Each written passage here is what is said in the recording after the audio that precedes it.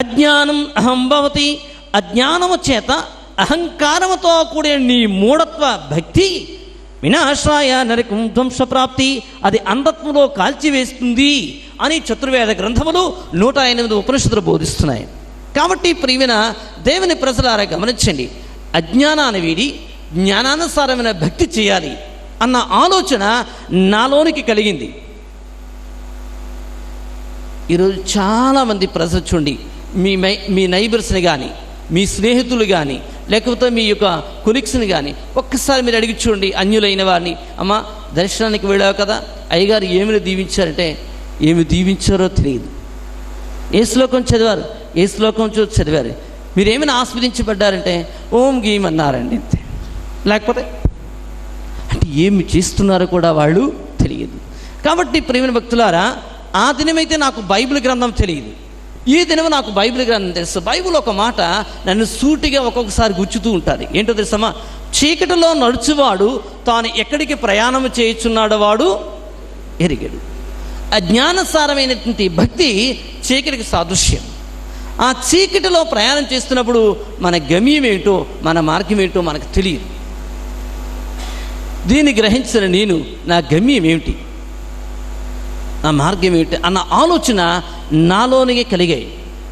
ఆ దాని గురించి అన్వేషణ చేయడం, అసలు సత్యం ఏమిటి, దేవుడు నిజంగా ఉన్నాడా, దేవుడు ఉంటే ఎలాగుంటాడు అనే ఆలోచన నా లోపల కలుగుతూ ఉండేవి. ఇలా నా జీవితం ఒక అన్వేషణగా మారింది. ఆ దినము తిరిగి నా తండ్రి గారు స్వామి గారు దర్శనం చేసుకొని తిరిగి మా గృహానికి వస్తున్నాం. వీళ్ళు అడిగితే ఏం చదివారు, ఏ శ్లోకం చదివారు కూడా తెలియదని వారు చెప్పారు. తిరిగి నా తండ్రి గారిని అడిగి తెలుసుకుందాం అన్న ఆలోచన నాకు కలిగింది. వెంటనే మా డాడీ దగ్గరికి నేను వెళ్ళాను, నా కన్న తండ్రి దగ్గరికి వెళ్ళాను. డాడీ దేవాలయంలో వచ్చే భక్తుల్ని మీరు ఏమైనా దీవించారు డాడీ అని నా తండ్రి గారిని అడిగారు. అప్పుడు మా తండ్రి గారు ఏమన్నారంటే, ఒరే పళ్ళ విధవా, చిన్నవాడివి నీకేమర్థమవుతుందో, అపరాచుత శ్రద్ధం పెట్ట లింగం పెట్ట సుంటపుర విధముండ విధం అన్నాడు. అంటే నేను అడిగే ప్రశ్న వేరు, నా తండ్రి గారు నాకు ఇచ్చే సమాధానం వేరు. నేను అడిగే ప్రశ్న ఏంటంటే, వచ్చే భక్తులు మీరు ఏమైనా దీవిస్తున్నారు డాడీ, అదే నేను ఎందుకు అడిగానంటే, అజ్ఞానం అహం భవతి వినాశాయ నరకం ధ్వంసప్రాప్తి, ఈ శ్లోకమును ఆధారం చేసుకున్నట్టు నేను సర్వజ్ఞానిని దేవుని గ్రహించాలన్న ఉద్దేశమే తప్ప ఇంకొక ఉద్దేశం నాకు లేదు.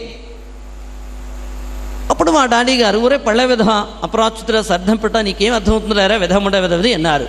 ఏమో ఒకవేళ పెద్దవాడికి నేను అడగరాని ప్రశ్న వేస్తానేమనుకుని నాలో నేను మౌనం వహించాను. బుద్ధి అని మహాకవి కాళిదాసు హితోపదేశం చేయుచున్నాడు. దీని భావం ఏమంటే, ప్రాచీనమైన ప్రతి ఒక్కటి మంచిది కాదు, నూతనమైన ప్రతి ఒక్కటి విడువదగినది కాదు. సత్పురుషులు పరీక్షించి గ్రహించుదురు, మూర్ఖులైతే ఇతరుల బుద్ధి మీద ఆధారపడుదురు అని మహాకవి కాళిదాసు హితోపదేశం చేసెను. కనుక ప్రియులారా, నేను ఇప్పుడు ఇందులో చెప్పబోచున్నటువంటి కొన్ని సత్యములను దేవుడిచ్చినటువంటి జ్ఞానముతో అనగా జ్ఞానాత్మక దృష్టితో పరిశీలించి పరీక్షించి సత్యమేదో అసత్యమేదో కనుగొనవలసినదిగా నేను మిమ్మల్ని ప్రార్థించుచున్నాను. కొన్ని వివరములు నా విషయమే మీతో చెప్పాలని తలంచి ఉన్నాను. వినండి, చెప్పుచున్నాను. నేను ఆది శంకరాచార్యుల వారిచే క్రీస్తు శకము 7వ శతాబ్దిలో ఈ భారతదేశములో స్థాపించబడినటువంటి 4 పీఠములలో ఒక పీఠమైన పూరి జగన్నాథ మఠపీఠమునకు పంపబడితిని. ఈ పూరి జగన్నాథ మఠపీఠములో వేద పాఠశాల కలదు. ఆ వేద పాఠశాలలో వేద విద్యను అభ్యసించుటకు పంపబడితిని. అక్కడ వేద పాఠశాలలో ఉపాధ్యాయులకును మఠాధిపతులకును నాకు మధ్య కొంత సంఘర్షణ జరిగినది. నేను 7.5 సంవత్సరములు ఆ మఠపీఠలో వేదములు అభ్యసించితిని. ఇందులో ఈ సమయంలో జరిగిన విషయం ఏమిటంటే, పురాణములు వేదములు, ఉపనిషత్తులు మొదలగునవి గ్రంథములు మేము చదువుతూ ఉండగా నేను కొన్ని విషయములను కనుగొని వారితో మాట్లాడాను. అయ్యా, ఈ విషయములు ఇలా రాయబడి ఉన్నవి, దీని విషయము ఏమిటి, మీరు ఏమంటారు అని వారిని అడిగినప్పుడు వారు నా పైన ఉగ్రులయ్యి, నీవు విద్యార్థిగా పంపబడ్డావు కనుక నేర్చుకోవలసిన బాధ్యత నీది, మాకు తిరిగి నీవేమి ప్రశ్నింపరాదు, నీవు తిరిగి ప్రశ్నించినట్లయితే మేము నిన్ను ఇంటికి పంపించేస్తాము, నీవు క్రమశిక్షణ లేని విద్యార్థి అని మేము వెలివేస్తాము అని వారు నన్ను భయపెట్టారు. సరే అన్నాను. నేను వారితో మరికను ఏది కూడా తర్క వితర్కములు చేయకుండా లక్ష్యంగా నాకు సమయం దొరికినప్పుడల్లా ఆయా గ్రంథములు చదువుతూ వారు చెప్పినటువంటి విద్య యావత్తు నేర్చుకుంటూ 7.5 సంవత్సరాలు నేను ముగించాను. ఇక తర్వాతను మరి నేను ఓర్వలేక ఒక సత్యాన్ని వారితో మాట్లాడాను. ఆ సత్యాన్ని నేను ఇప్పుడు వినిపించుచున్నాను. ఇది వాల్మీకి రాసిన రామాయణము. దీనికి వాల్మీకి రామాయణము అని అంటారు. ఈ వాల్మీకి రామాయణము అరణ్యకాండ 63వ సర్గ 4వ శ్లోకములో ఇలా ఉన్నది. ఈ శ్లోకము చదివి వినిపించుచున్నాను, వినండి. పూర్వం మాయానూన మభీప్సితాని పాపాని కర్మాణ్య అకృత్కృతాని తత్ర మధ్యాపతితో విపాకో దుఃఖేన దుఃఖం యదహం విసామి అని ఉన్నది. అనగా దీని భావము, పూర్వము నేను నిశ్చయముగా అనేక పాపకర్మములు నర్చితిని, కావున వాటి ఫలితము నేనిప్పుడు దుఃఖ రూపముగా అనుభవింపవలసి వచ్చెను అని శ్రీరామచంద్రుడు స్వయముగా తాను తనను గూర్చి సాక్ష్యమిచ్చుచు ఈ విధముగా. ఈవేళ మీలో కొన్ని పోలికలు కనిపించవచ్చు, మాలో కొన్ని పోలికలు కనిపించవచ్చు. సినిమాలో యాక్ట్ చేసేటటువంటి ఒక హీరో జీసస్గా యాక్ట్ చేస్తే చాలా అద్భుతమైనటువంటి పోలికలు అతనిలో కనిపించవచ్చు. ఒకడు కృష్ణుడిగా యాక్ట్ చేస్తే అతనిలో ఇంకా చక్కటి కృష్ణుడి పోలికలు కనిపించవచ్చు. అలా పోలికలు కనిపించడం చేత ఇతను అతను ఒకటే అని అనడం అంత సబబు కానే కాదు. అలా కనుక అయ్యేటట్టయితే జీసస్ వేషం వేసినటువంటి ఒక హీరో ఎవరైనా ఉన్నట్టయితే ఆ జీసస్ వదిలిపెట్టి ఇప్పుడు వేషం వేసిన అతన్నే మనం ప్రమాణంగా తీసుకుని అతన్నే ఆరాధించాలి తప్ప పాత ఆయన ఆరాధించాల్సిన అవసరం లేదు. మిగతా దేనికేనంతే. మంచిదండి, అయిపోయిందండి. ఒక మాట, ఇక అన్ని నామాలు అందరికీ వర్తిస్తాయి అని మనం అనేటప్పుడు, లేదు అన్ని నామాలు ఒకడికే వర్తిస్తాయి అని మీరు చెప్పేదానికి ఎక్కడ రెండిటికి పొసగటంలా. ఎందుకనంటే ఏ గ్రంథాలని మీరు ప్రమాణాలు రంగాచార్యుల వారిని ప్రమాణం తీసుకుంటున్నాం అని మీరు అన్నారో అవే వేదాలు పరమాత్మ అంటే ఎవడు, ఎలా ఉంటాడు, ఆయన యొక్క స్వరూప స్వభావాలు ఏమిటి అనే వాటిని నిర్వచించి చెప్పాయి. ఇప్పుడు మీరు జీసస్లో అలాంటి లక్షణాలు ఉన్నాయి అని అంటే వేదం గతంలో చెప్పినటువంటి లక్షణాలకి ఆ లక్షణాలకి ఎక్కడైనా పోలిక కావాలి మనకి. అలాంటి లక్షణాలని మనం చూపించగలిగితే అప్పుడు దాని గురించి ఆలోచన చేయాలి. నా గ్రంథం చదివారండి? ఓ ఎస్, చదివారు.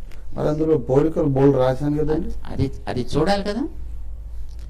దాంట్లో ఏ నామంతో ఆయన పిలవాలి, ఏ రూపంతో అతన్ని చూడాలి, ఏ రకమైనటువంటి రీతిలో అతను ఉంటాడు అనేటటువంటి దాన్ని వేదాలు పూర్తిగా నిర్వచించాయి.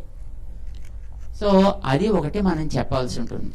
మూడో విషయం, అందరికీ ఒకడే ప్రేరకుడు అయితే, ఇందాక మీరు ఒక ప్రస్తావన చేశారు చూడండి, అక్కడక్కడ హింసలు జరిగాయి అని, వాటికి కూడా ప్రేరకుడు ఆ భగవంతుడే అని మనం ఊరుకోవచ్చు కదా.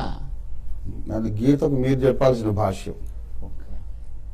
అంటే మనం గీతాసారం నమ్మడంలో ఆ ఇబ్బంది ఉందనేది మీరు తమలాంటి పెద్దలు పరిష్కరించాలి సార్. అది ఇబ్బంది ఎక్కడొస్తుంది ఎక్కడ రాదు అనేది మనం చర్చలో తేలవలసినటువంటి అంశం అది. అయితే ఒక విషయం స్వామి, మనం అన్ని వాడి వల్ల జరిగాయి, అన్ని వాని వల్ల జరుగుతాయి అనేటటువంటి స్టేట్మెంట్ అంత సబబు కాదు. అయితే గీతకి మనం సెన్సార్షిప్ చేస్తున్నాం. No, not at all. భగవద్గీతలో కర్మ సిద్ధాంతం అనేటటువంటిది ఒకటి చాలా స్పష్టంగా ఉంది. ఆ కర్మ సిద్ధాంతం దాన్ని నిర్ణయం చేస్తుంది. అంచేత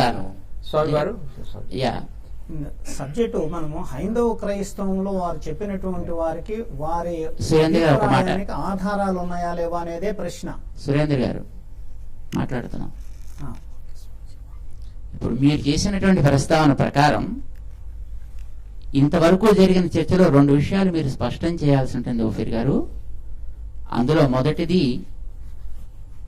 దాశరథి రంగాచార్యులు గారు తమకి ప్రేరకులు అని ఎవరిని గురించి వారు చెప్పుకున్నారా? చెప్పుకుంటే వారు ఎవరిని గురించి చెప్పుకున్నారు? దానికి విరుద్ధంగా మనం మాట్లాడడం అనేటటువంటిది, వారికి ఫలానా వారు ప్రేరకులై ఉంటారనుకోవడం వేరు, ఉన్నారు అని నిర్ధారణ చేయడం అనేటటువంటిది మనం ప్రమాణంగా అనుకున్న వ్యక్తినే మనం వంచడం అవుతుంది.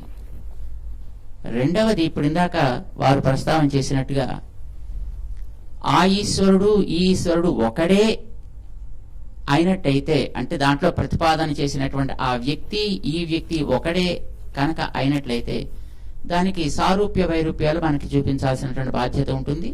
ముందు అవి 2 మనం చర్చ చేస్తే ఆ తర్వాత పై విషయాల్లోకి వెళ్ళడం బాగుంటుంది. ఆ సారూప్య వైరూప్యాల విషయమేనండి, ఆ గ్రంథంలో రాసిందంతా అదే సబ్జెక్ట్ అండి. అందులో ప్రతక్షరము నేను మళ్ళీ ఇప్పుడు చెప్పాల్సి ఉంటుంది, చదువుతాను, పుస్తకం చదవమంటే చదువుతాను. బుస్ అవుతున్నాయి. నేను చెప్పినవి ఎట్నో అటు ఇటు చేసి అట్లా కాదు ఇట్లా కాదు, ఇది అట్లా ఇది ఇట్లా అని చెప్పడానికి ఏదో ఫీట్లు చేస్తున్నారు. పగలబడి నవ్వుకుంటున్నాను నేను, ఒరే పిల్ల కదవా అని. దేవునికి స్తోత్రం కలుగును గాక. ఎందుకు? ఆత్మలను రక్షించడానికి. కాబట్టి నీకు తెలిసిన పందాలో నువ్వు చెబితే, నీకు తెలియనిది మాకు తెలిసిన పందాలో మేము ప్రకటించి క్రైస్తవుల్ని విగ్రహారాధన వైపు తిప్పామా, అన్యమతం వైపు తిప్పామా, లేకపోతే వేరే దానికి వెళ్ళి తీసుకెళ్ళామా, లేకపోతే వేరే మార్గాలు వేరే మతాలలో వేరే అజ్ఞాన స్థితిలో ఉన్న వాళ్ళని సత్యంలో నడిపించామా? ఏం చేశాం చెప్పు? వేలాది మంది ఆత్మలను రక్షణలోకి నడిపించారు దేవుడి కృపలో. నేనే కాదు, నాకంటే ముందున్న వాళ్ళు పెద్ద వయస్కులు చాలామంది హైందవ సాహిత్యంలో చెప్పబడిన విషయాలను యూజ్ చేసి. దేవునికి స్తోత్రం కలుగునుగాక. ఇప్పుడు బలవంతంగా వచ్చి ఎగబడుతున్నారు కదండి కొంతమంది. ఏమో అసలు నీకు హక్కు ఎవరు ఇచ్చారు? ఇక్కడ ఎందుకు మత ప్రచారం చేస్తున్నావు? నీకు హక్కు ఎవరు ఇచ్చారు అంటున్నారు. నేనే మత ప్రచారం చేస్తున్నాను, నువ్వు అన్య మత ప్రచారం చేస్తావు. ఎవడు చెప్పాడు నీకు? వేదము ఎవరిని గూర్చి సాక్ష్యం ఇచ్చిందో ఆ అగ్ని అయి ఉన్న దేవుని నేను ప్రచారం చేస్తున్నాను. అన్యమతం అంటానికి నువ్వెవడివి? ఇది అన్యమతం కాదు. సనాతన భారతదేశంలో ప్రాచీనులు నమ్మినటువంటి విశ్వాసాన్నే ఇప్పుడు నేను ప్రకటిస్తున్నానని మాట్లాడు. సౌండ్ ఉండదు ఒక్కడికి కూడా. కేసు పెట్టుకో. మీ దేవతల్ని తిట్టానా? మీరు ఆరాధించే వాళ్ళని దూషించానా? మీ విగ్రహాలను తిట్టానా? లేదే. ప్రాచీన ఆర్య ఋషులు ఎవరిని గూర్చి సాక్ష్యం ఇచ్చారో, ఎవరిని రక్తము పాప ప్రాయశ్చిత్తం అవుతుందో, అతడు ఎలాగ యజ్ఞం అవుతాడో ఎవరి గురించి చెప్పారో. అయోమయం, మృత్యోర్మ అమృతాంగమయ, నా భవిష్యత్తు మరణ భయం, తమసోమ జ్యోతిర్గమయ, నా ప్రస్తుతం అంధకారం. ఈ మూడింటికి జవాబు ఇవ్వగలిగేది రొట్టె విరిచేటువంటి కార్యక్రమమే. మీరు ఇది విరిచినప్పుడల్లా గతంలోకి వెళ్ళండి. గతంలో నా ఒళ్ళు ఎరక్కొట్టి నన్ను చెత్తక నలగొట్టి నేను మీ పాపాల నుంచి పరిష్కారాన్ని తీసుకొచ్చాను. అశతోమ సద్గమయ, నా అయోమయాన్ని తొలగించేది ఏది? ఒకటే, యేసు రక్తము. మృత్యోర్మ అమృతాంగమయ, నేను చచ్చిపోతే ఎక్కడికి వెళ్తాను? దీన్ని విరిచినప్పుడల్లా మీరు ఇంకొక విషయాన్ని గుర్తుపెట్టుకోండి, నేను మరలా వస్తాను. భవిష్యత్తు అది. ఇది కలుసుకున్నప్పుడల్లా చెయ్యండి. ప్రస్తుతం యేసుక్రీస్తు ప్రభువారి నామంలో మీ అందరికీ శుభాభివందనాలండి. సత్యవాక్యము కార్యక్రమాన్ని చూస్తున్న మీ అందరినీ మరొక రీతిగా కలుసుకోవటానికి దేవుడు మంచి సమయాన్ని అనుగ్రహించాడు. ప్రాముఖ్యమైనటువంటి సమయంలో పరవర్త చిన్న సూర్యనారాయణ ధనుంజయ శాస్త్రి, రంజిత్ ఓఫీరు, షాలేము రాజు వారే కాకుండా చాలామంది కూడా వేదాలలో క్రీస్తు ఉన్నాడు, వేదాలలో క్రీస్తు ఉన్నాడని చెప్పుకొని బ్రతికే వాళ్ళు చాలామంది ఉన్నారు. వేదాలలో క్రీస్తు ఉన్నాడు అని చెప్పుకొని బ్రతికే వాళ్ళు చాలామంది ఉన్నారు. తిమోతికి రాసినటువంటి 2వ పత్రిక 3వ అధ్యాయము 16వ వచనంలో, దైవజనుడు సన్నద్ధుడై ప్రతి సత్కార్యమునకు పూర్ణముగా సిద్ధపడి ఉండునట్లు దైవావేశం వలన కలిగిన ప్రతిలేఖనము ఉపదేశించుటకును, ఖండించుటకును, తప్పుదిద్దుటకును, నీతి యందు శిక్ష చేయుటకును ప్రయోజనకరమై ఉన్నది. ఇక్కడ ట్రాన్స్లేషన్లో నీతి యందు శిక్ష అని పడింది. నీతి యందు శిక్షణ చేయుటకు ప్రయోజనకరమైనది. ఇంగ్లీష్లో ట్రైనింగ్ ఆఫ్ రైచియస్నెస్ అంటే నీతి యందు శిక్షణ చేయటానికి సరిపోతున్నది. బైబిల్ గ్రంథము అనబడింది దైవ ఆవేశం వలన కలిగింది. దేవుని యొక్క ఆత్మ ప్రేరేపణతోటి వ్రాయబడిందే బైబిల్ గ్రంథం. చాలామంది యొక్క ఉద్దేశం ఏంటంటే వేదాలలో క్రీస్తు ఉన్నాడు, వేదాలను క్రీస్తు వ్రాయించాడు అని చెప్పుకుంటున్నారు. ప్రపంచ మానవులు అందరికీ దేవుడిని తెలుసుకోవటానికి ఆయన కుమారుడైనటువంటి యేసుక్రీస్తు ప్రభువు వారి యొక్క సహవాసము కలిగి ఉండటానికి మానవులందరూ కూడా రక్షింపబడి పాపము నుండి విడుదల పొందటానికి, మానవులందరూ పాపము నుండి విడుదల పొంది పరిశుద్ధులు అవటానికి దేవుడిచ్చిన ఏకైక గ్రంథమే పరిశుద్ధ గ్రంథము, అదే బైబిల్ గ్రంథం. బైబిల్ అనే పదానికి అర్థము బిబ్లాస్.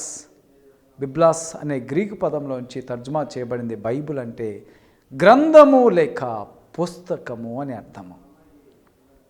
అయితే దేవుడు లోకాన్ని ప్రేమించి తన కుమారుని ఎలాగిచ్చాడో, దేవుడు లోకానికి ఆయన యొక్క ప్రేమ పుస్తకాన్ని ఇచ్చాడు, అదే బైబిల్ గ్రంథం.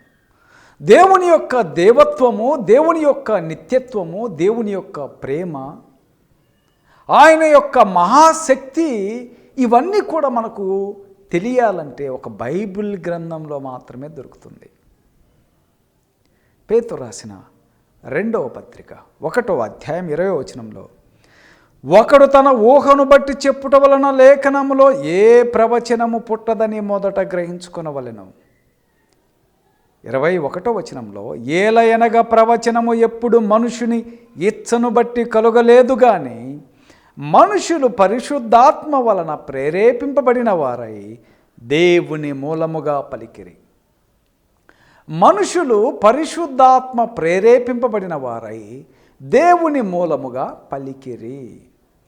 ఈ గ్రంథం అంతా కూడా పరిశుద్ధాత్ముడి యొక్క ప్రేరేపణతోటి పరిశుద్ధాత్ముడు వారిలో ఉండి దేవుని మూలముగా వారు పలికిరి. పలికిరి అంటే వారు తమ సొంత మాటలు పలకలేదు, దేవుని మూలముగా పలికిరి. అందుకే ఒకడు తన ఊహను బట్టి చెప్పుట వలన లేఖనంలో ఏ ప్రవచనము పుట్టదు. బైబిల్ గ్రంథము లేకుండా నేనేదో ఒక కథ చెప్పాను అనుకో, అది ఊహను బట్టి చెప్పబడింది. ఒకడు ఊహను బట్టి చెప్పుట వలన లేఖనంలో ఏ ప్రవచనం పుట్టదు అని మనుష్యుడు గ్రహించుకోవలెను. ఎందుకు దేవుడు ఈ బైబిల్ గ్రంథాన్ని ఇచ్చాడంటే మనుషులందరూ రక్షింపబడి ఆయన కుమారుడైనటువంటి యేసుక్రీస్తు ప్రభువారిని నమ్మేటకు నశించిపోకుండా ఉండటానికి ఆయన గ్రంథాన్ని ఇచ్చాడు.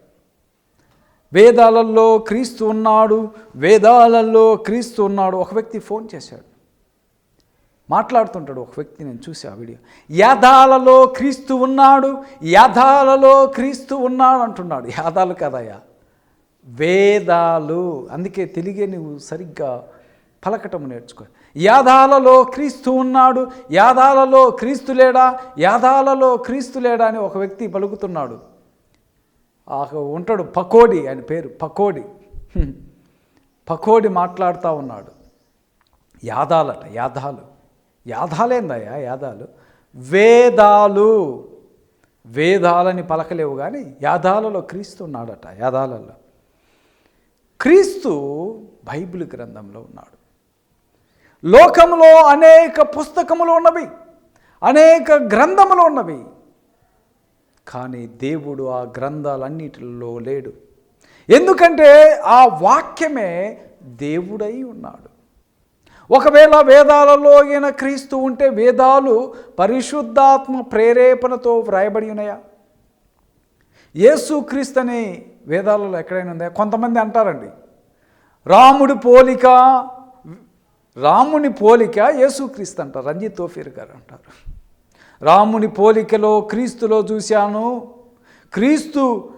కృష్ణుడి పోలికను క్రీస్తులో చూశాము. క్రీస్తు పోలిక ప్రపంచములో మరి ఒకరిలో ఉండదు. తండ్రిలో ఉన్నటువంటి స్వభావము, తండ్రిలో ఉన్నటువంటి లక్షణాలు, తండ్రిలో ఉన్నటువంటి ప్రేమ, ఆ పరలోకములో ఉన్నటువంటి తండ్రి యొక్క పోలికలే క్రీస్తు ప్రభువారిలో ఉంటాయి. క్రీస్తు ప్రభువారిని ఇంకొక వ్యక్తికి నీవు పోల్చి చెప్పావు అంటే నీవు క్రీస్తును విమర్శించిన వాడివైతావు. బైబిల్ గ్రంథాన్ని తప్పుదారి పట్టించిన వాడివైతావు.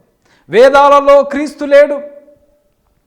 ధనుంజయ శాస్త్రి, పరవర్త చిన్న సూర్యనారాయణ గారు, ఓఫీరు గారు, శాలేమురాజు గారు, ఇలాంటి వాళ్ళు కొన్ని వందల మంది ఒకప్పుడు తిరిగారు, వేదాలలో క్రీస్తు ఉన్నాడని.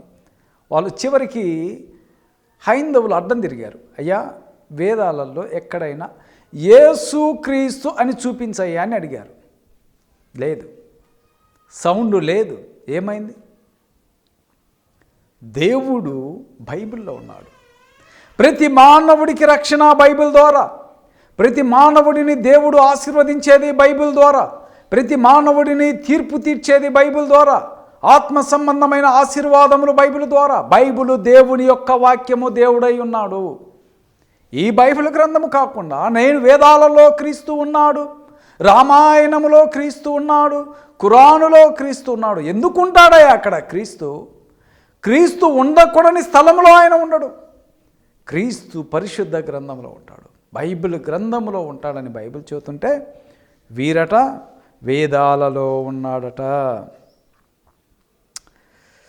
గలతీలకు రాసినటువంటి పత్రిక 1వ అధ్యాయం చూడండి. గలతీలకు రాసినటువంటి పత్రిక 1వ అధ్యాయము 6 నుంచి 8 వరకు ఇలాగు వ్రాయబడి ఉన్నది. క్రీస్తు కృపను బట్టి మిమ్మల్ని పిలిచిన వాణిని విడిచిపెట్టి భిన్నమైన స్వార్థ తట్టుకు మీరు ఇంత త్వరగా తిరిగిపోవట చూడగా నాకు ఆశ్చర్యము కలుగుచున్నది.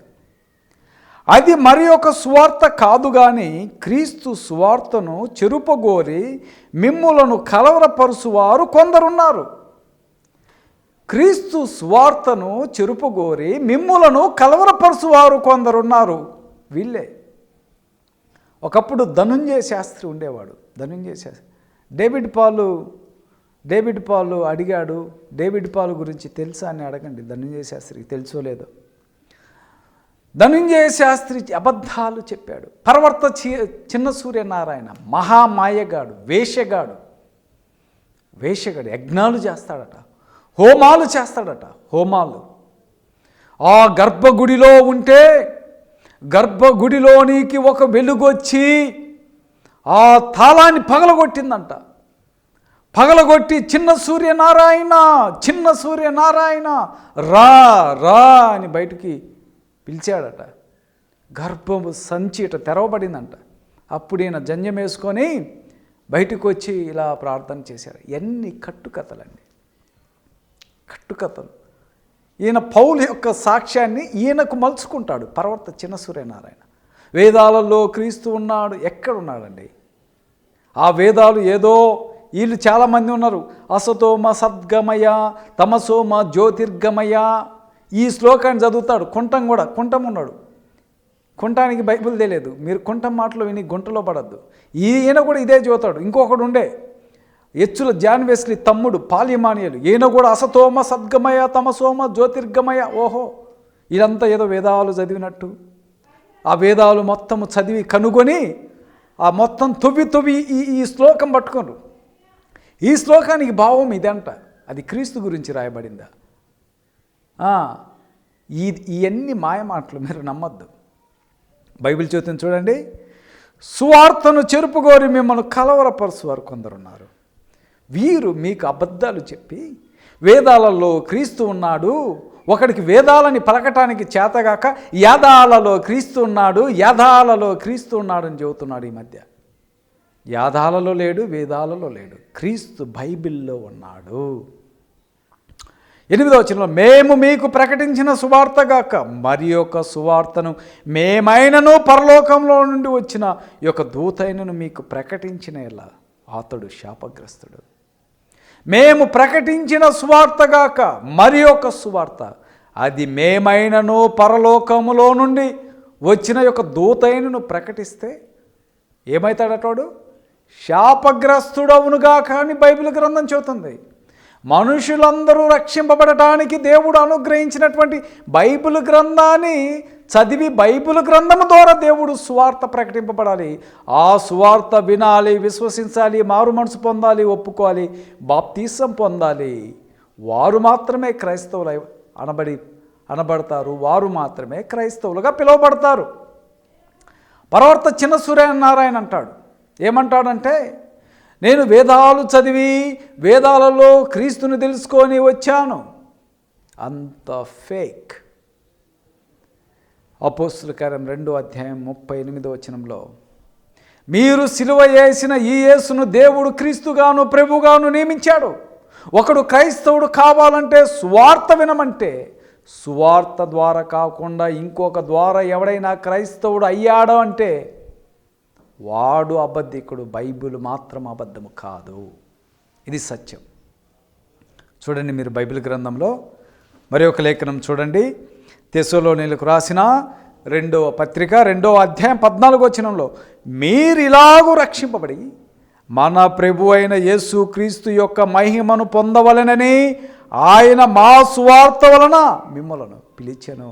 ఎలా పిలిచాడంట దేవుడు? ఆయన మా సువార్త వలన మిమ్మలను పిలుచుచున్నాడు.